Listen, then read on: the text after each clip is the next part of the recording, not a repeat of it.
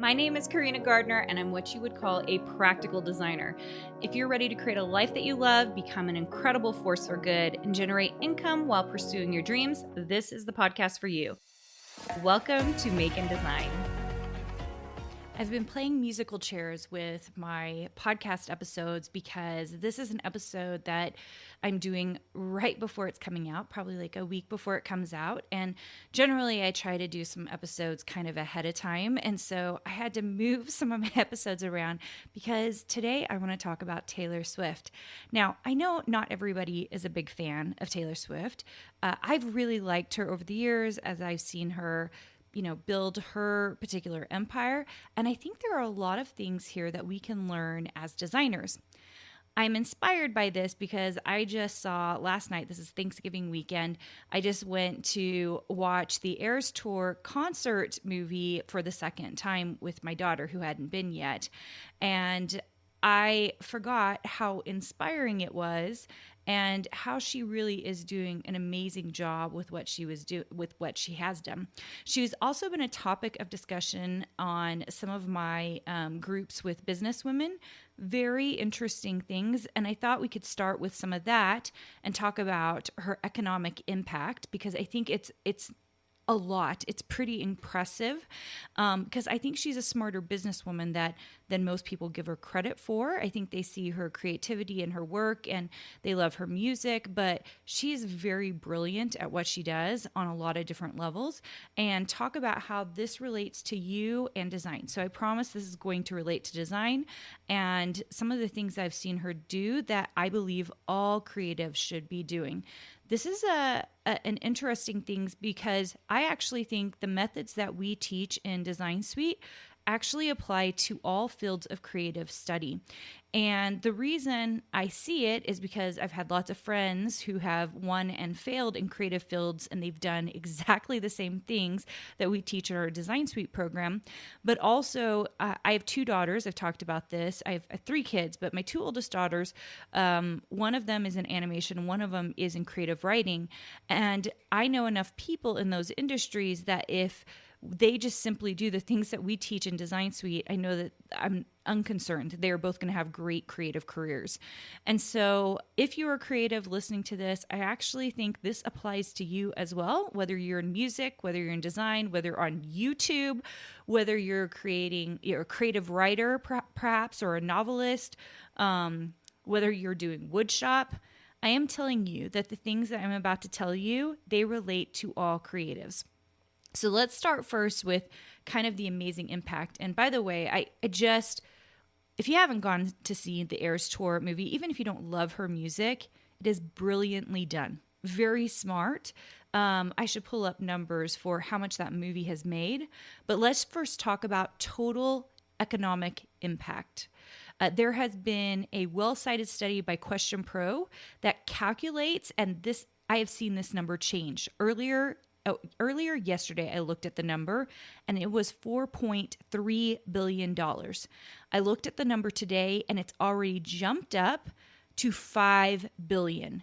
So they calculated Swifties have already directly spent around $5 billion in destinations around the country. This is for just the United States. She's currently in South America. She is moving to Europe for the early part of the year, and then she's back in America for the remainder of 2024. So this is just what she's done so far, okay?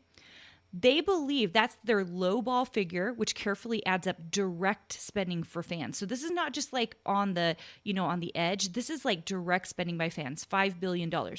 They actually believe that the total economic impact likely exceeds $10 billion. Now, I say the word billion and people sometimes are like, billion, million, it's the same thing. You guys, million and billion are really different numbers.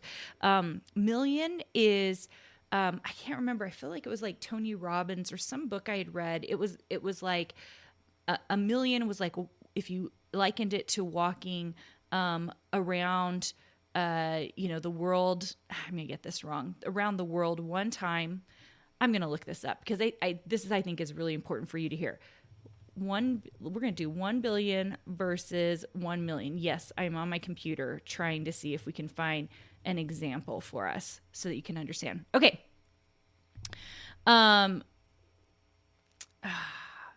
Okay, so here's this. Since a million is 1,000, $1 million bills would make a stack of 10,000 inches high. Okay, so $1 million bills would make a stack 10,000 inches high. How many feet high would that be?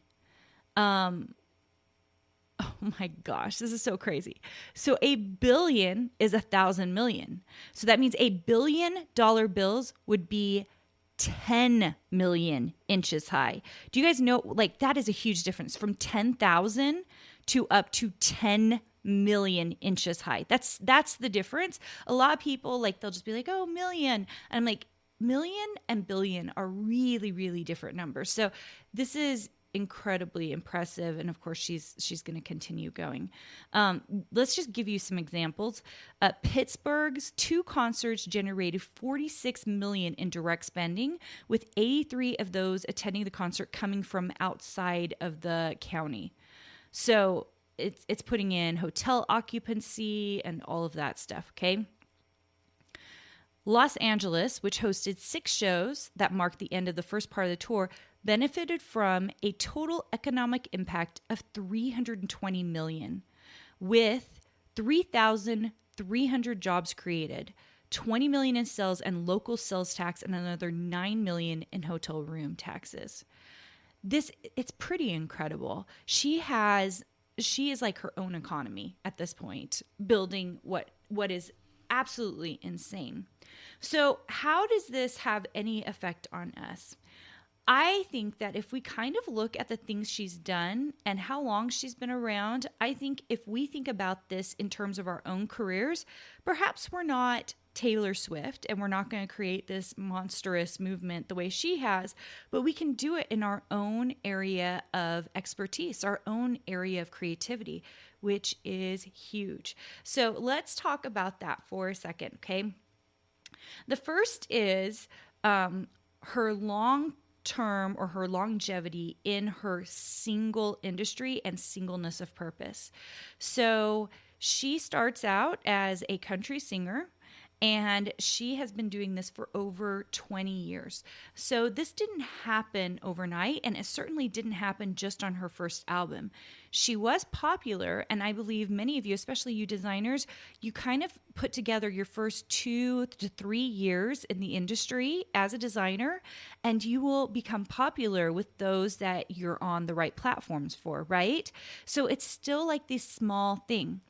As I have been in the design business now for almost 16 years in January, I can tell you the longer you are in a single purpose industry and you're just very purposeful in what you are doing and staying in that industry, doesn't mean you don't pivot, because she's clearly pivoted, right? Like, she went from country to doing pop. She's got a lot of different genres at this point, and she's been able to go with that. I'm not saying you can't pivot, but she's still doing the same thing, which is writing music. So for you, it's designing in a specific industry, or maybe even hopping around in industries that what's the word I want to say? They staircase each other, like they go hand in hand, so they make a lot of sense together, which is one of the things that we love our designers to do. We want them to be in mediums that help each other, okay? So for example, for me, an SVG file might also work nicely in a sticker file, because those two things complement each other. I'm not doing a lot of extra design work to make it happen. So there are lots of ways you can pivot, but you're staying in the exact same genre forever, for as long as you possibly can. This is for my creative writers as well, my animators, my storyboarding people, like anything that you're doing. The longer you stay in one industry, the more expert you get. First of all, because you become better at it, right? So you become an expert because you see all the different things. If you start making logos and you're constantly making logos for 18 years, you become the best at making logos, right?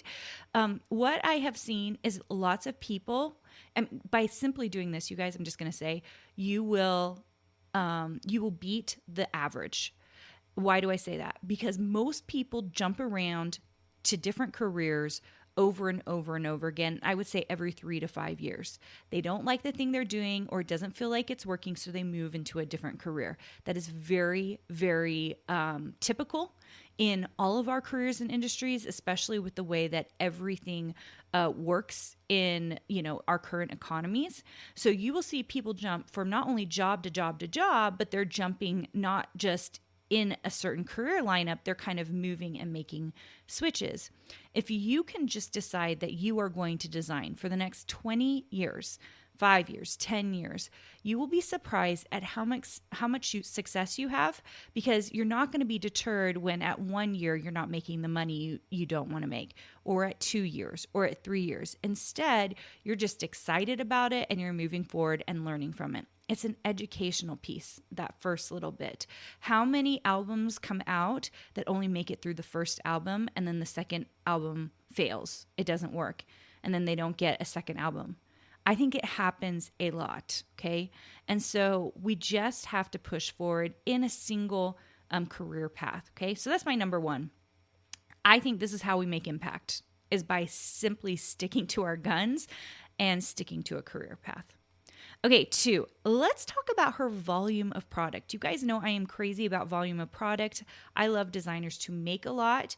She has 10 original albums, and then she has 4 re-recorded albums, and she's done that over the last, I'm going to say 20 years, but I'm not actually 100% sure. Let's just see how many years. You guys I'm on my computers. How many years has Taylor Swift been recording? Let's get a real number on this. 2005, she released 6 albums with, but she started in 2005. It's 2023 right now. Holy cow. Don't ask me to do this math, you guys. That puts her almost at 20 years. She's not quite there yet, right? 15, and yeah, she's pretty close. She's at 18 years. So for 18 years, that is a lot of albums, 10 original, and then she re-recorded 4. I know if anybody has Disney Plus, you can go watch her recording her folklore album that she did over the pandemic, and she released 2 albums during the pandemic. I think while a lot of people kind of sat back and enjoyed the quietude of the pandemic, she got to work. And I know a lot of people who got to work. I know I got to work. That was a busy year for me. Now, it couldn't be for everybody, but I think that the ones who really thought through and how they could take this as an opportunity, I think a lot of people did. They went out of their way to find an opportunity. I'm not saying that in your case you could have found it or you maybe weren't in the right place for that, but as you kind of build a creative career and you're starting to get smart about it, there are opportunities on every turn. We saw a lot of opportunities during that time, and Taylor Swift really took advantage of that time because she wasn't touring. She could actually write. Now, let's talk a little bit about these 4 re-recorded albums. I do not profess to know a lot about Taylor Swift. You can see I'm here on this podcast episode looking things up. But number 3 is she makes decisions that affect her bottom line. And I think this one's important, and I'll tell you why. She's a musician. She's a songwriter. She's a creative. And that's what we are. And so often I see creatives kind of scooting away from the money piece of it. And you might be, well, she's in the music industry, so of course there's money. You know what? There are plenty of indie artists out there who are choosing not to take the money. I think there are plenty of designers and creatives out there who are choosing not to take the money, whether subconsciously or not, and they're not improving their craft in a way so that they can make the money.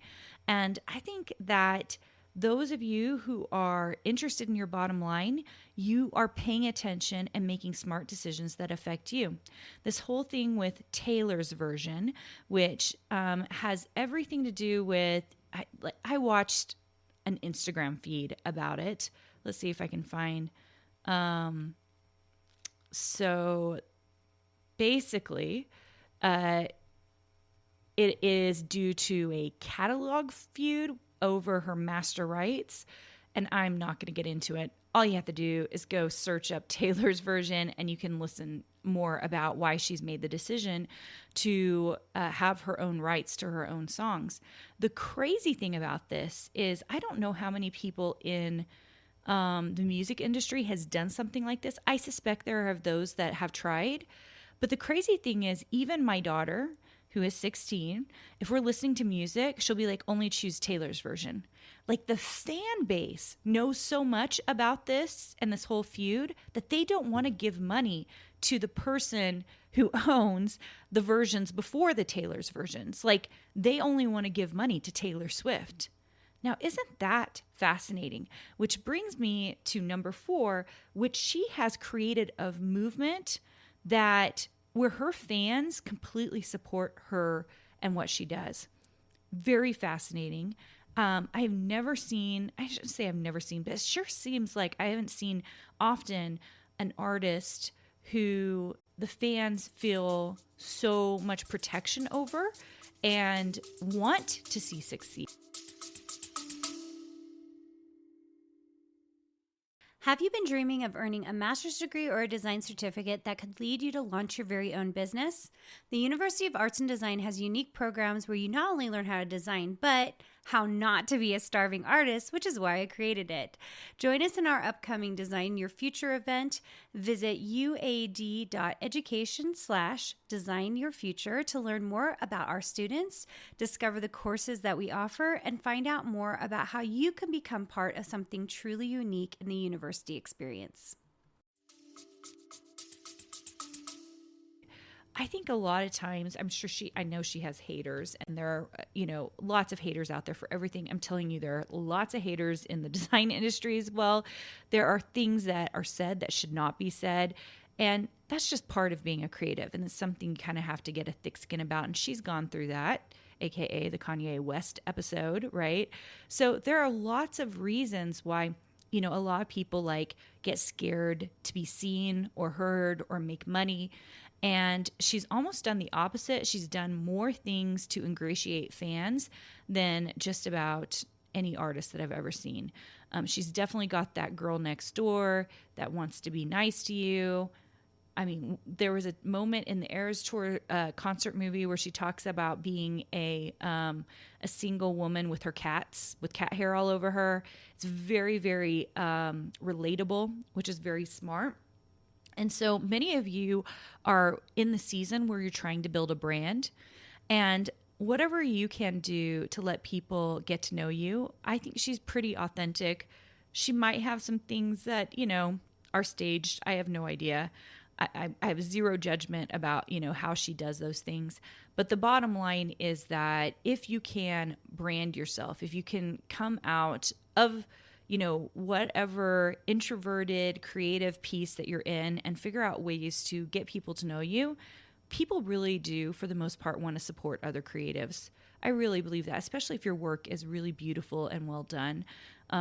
Even with tiny followings, I've seen really great stuff out of designers who have small but magnificent, impactful followings and audiences. And I just think there's a ton of power in that. So much power in that. And it almost feels like a silly episode to be talking about Taylor Swift. And I wish, for goodness sakes, I wish I had the rights to play her music here and we could just have a dance along and sing along. But she really is a brilliant businesswoman, not only with financially what she's done to the economy. I think I just read also that she herself is now from 1.1, I think is what's the word I'm looking for? She's assessed as being worth about 1.1 billion herself at this point. And there are lots of other things she's done that has really ingratiated herself to the fans, including go look it up, the $100,000 she gave to all the truck drivers who were part of the concert, where she was divvying out more money to those that are on her team. Very fascinating, very, very fascinating. Things that she absolutely did not have to do. So I think there is a ton of power in watching and paying attention to those who are living out their creative dreams. I watched only a piece of the folklore on Disney, but I was truly impressed with her writing the music, how much fun she has just singing and writing the music. It feels really authentic. And I think with whatever you are doing, whether you are writing, even descriptions for your designs, whether it's the actual design work, whether it's cataloging your ideas and coming up with ways and mediums to produce your designs, that there is so much power that you don't even realize you have in creating and curating a brand. And if you start thinking about it in those terms, it gets very exciting. And why is that? It gets exciting because you're creating a company without even knowing it.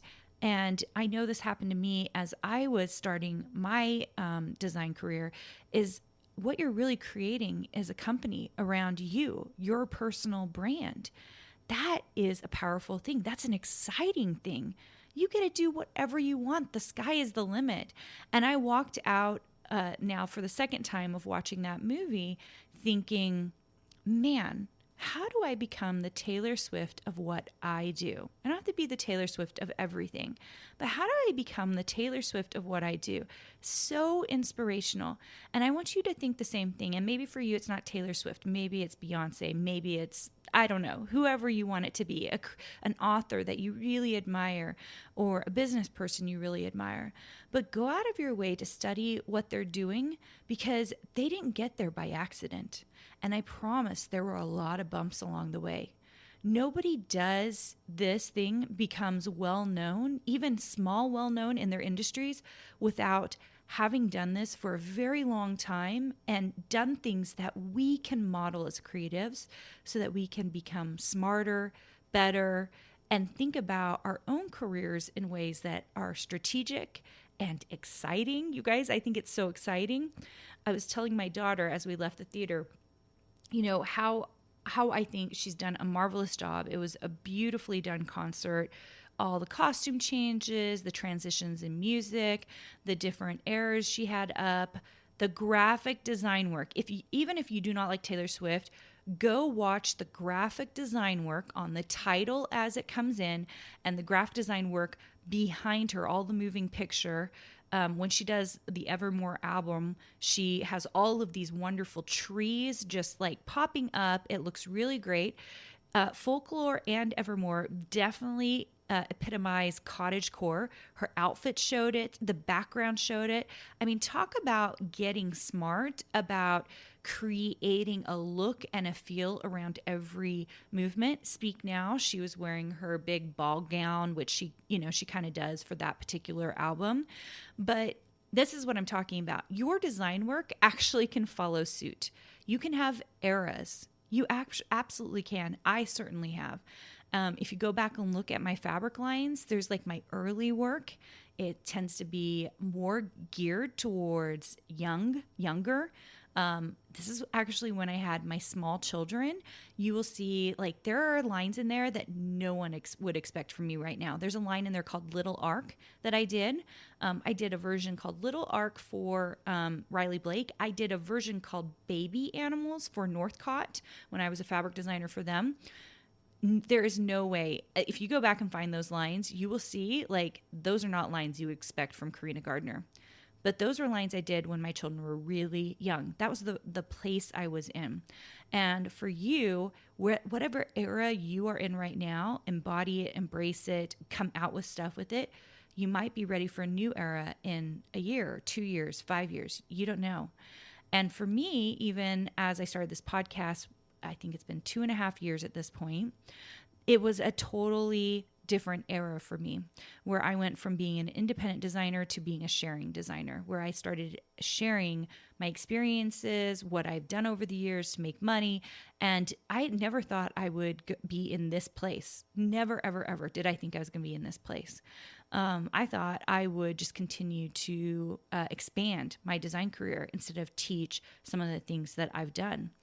So you don't know where it's going, and I want you to embrace it, get excited about it, because world's your oyster, you guys. world is your oyster. And I hope that you enjoyed this episode. It's kind of a little bit different. If you like stuff like this, I would actually love to hear it in the reviews.